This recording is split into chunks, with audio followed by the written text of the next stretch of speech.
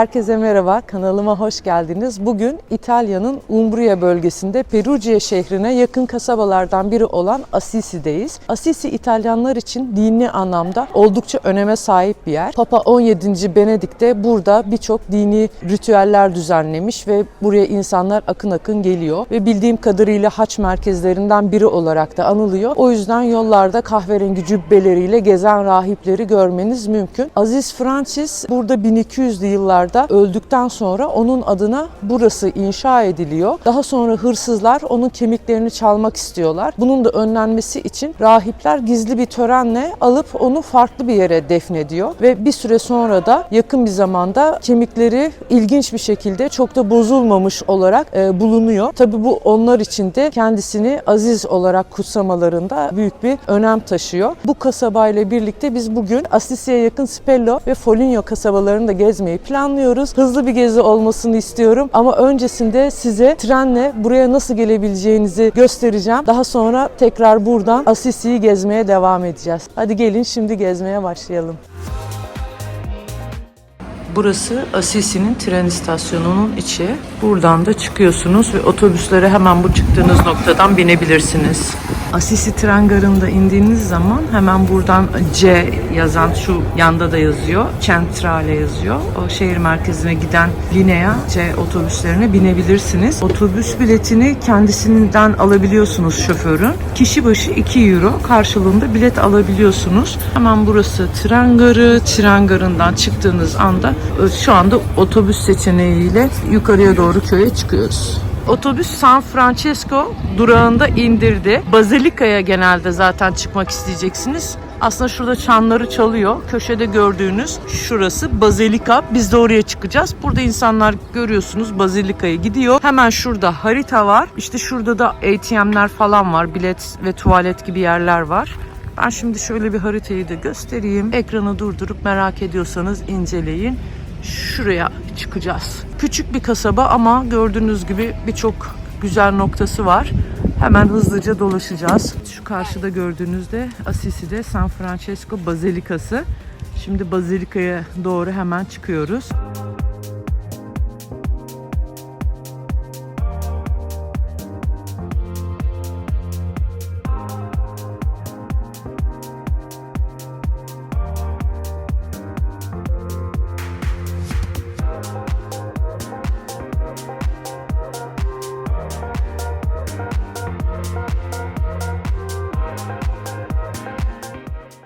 Kilisenin hemen karşısında bir restoran var. Bar San Francesco diye. Gelmek isterseniz direkt yukarıya çıktığınızda kilise manzarasına karşı yemek yiyebilirsiniz.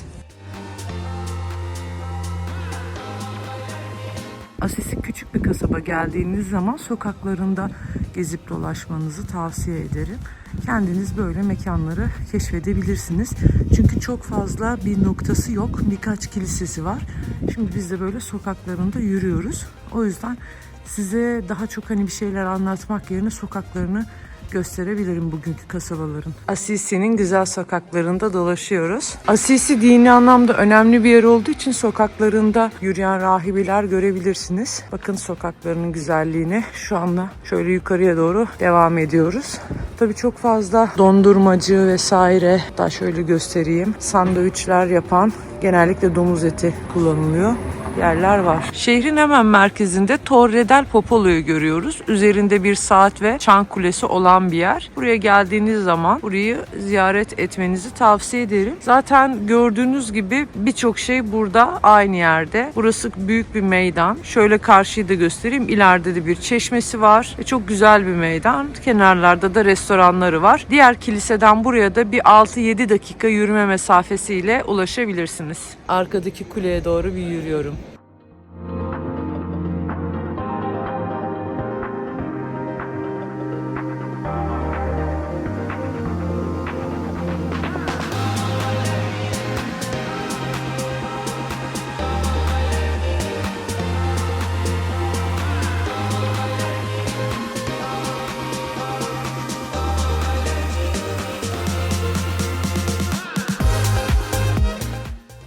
Assisi'nin sokakları gerçekten inanılmaz güzel. Bu sokaklarda gelip kaybolmalısınız kesinlikle. Ben bayıldım.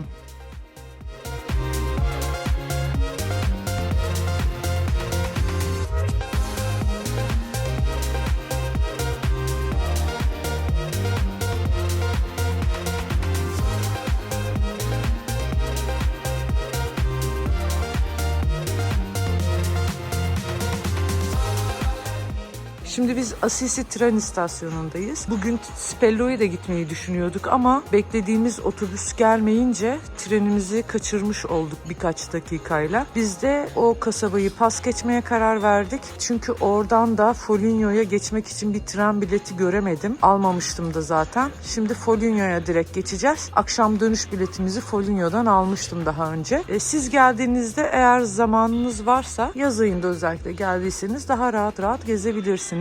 Assisi küçük bir kasaba. Hani 1-2 saat içinde bitecektir. Biz o şekilde bitirdik. Şimdi Foligno'ya trenimizde 1-2 dakika içinde gelecek. Geçiyoruz. İtalya'da aldığınız biletleri içeriden kapılardaki bu bilet makinesine valide ettirmeniz gerekiyor. Yoksa trende ceza ödersiniz. İşte bu şekilde makinelere biletiniz fizikselse koyarak valide edebilirsiniz. Telefondan bir uygulamadan aldıysanız bunu yapmanıza gerek yok. İçeride QR kodunu okutabiliyorsunuz kondüktörlere. Evet, Foligno'da Porta Romano'dayız. Şehre giriş kapısı. Tren istasyonundan buraya birkaç dakika içerisinde gelebilirsiniz. Buradan geldiğiniz zaman da böyle şehir merkezine doğru giriş yapabiliyorsunuz. Biz de şimdi şehrin içine doğru yürüyoruz.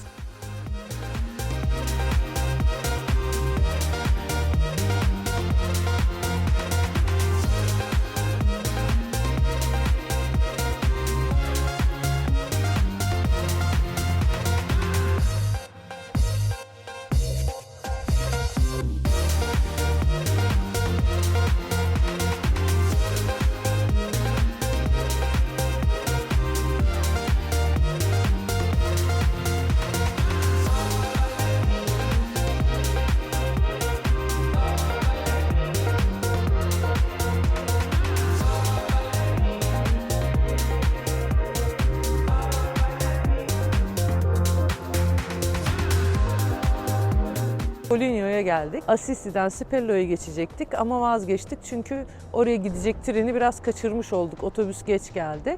Biz de oradan bir şeyler yedik.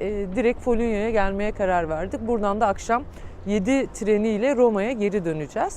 Burada da şimdi şehrin içerisini gezeceğiz sizinle yine. Sokaklarına bakacağız neler var diye.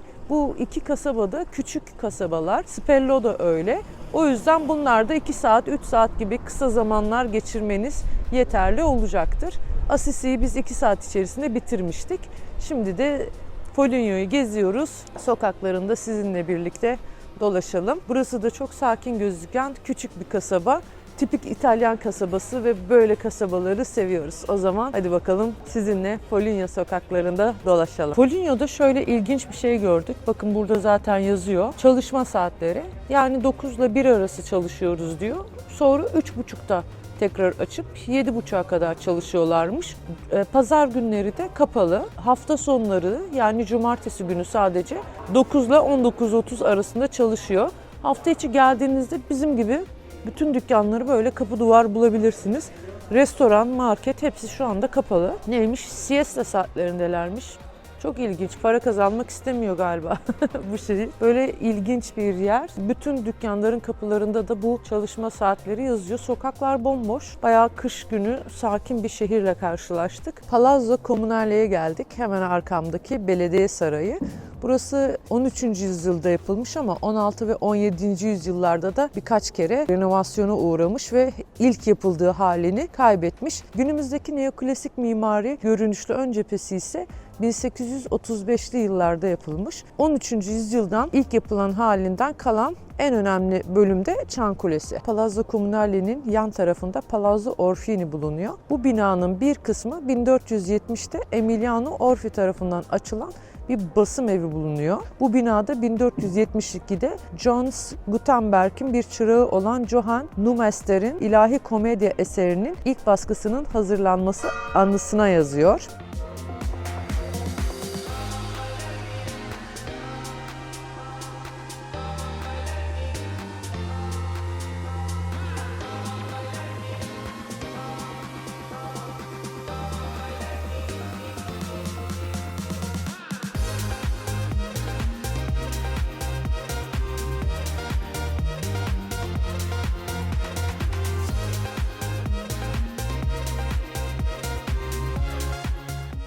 Hemen arkamda Palazzo Piermarini var. Bu saatlerde bütün her yer kapalı olduğu gibi burası da kapalı. Buraya geldiğiniz zaman aslında birçok böyle eski evleri göreceksiniz. Palazzolar olarak geçiyor.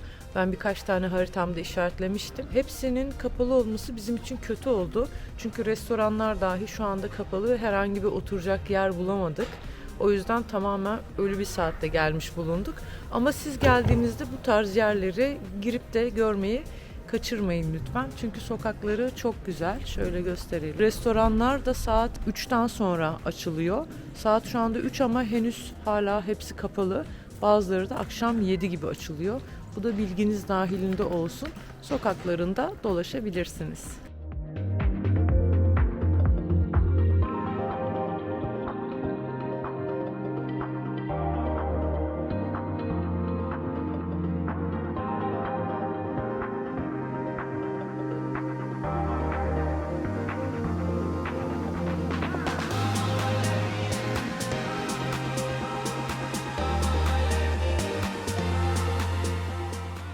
Burası Santa Angela Kilisesi. Şimdi içine doğru gidiyoruz.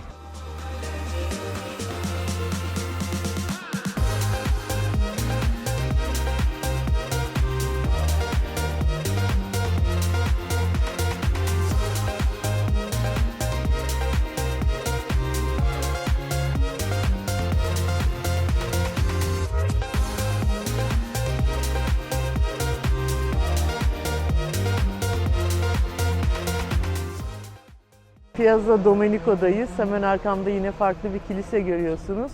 Yapı olarak gerçekten çok güzel. Eski taşları hala üzerinde. Kenarında da büyük bir çatlak gözüküyor. Şurası herhalde bayağı bir hasar almış zaman içerisinde.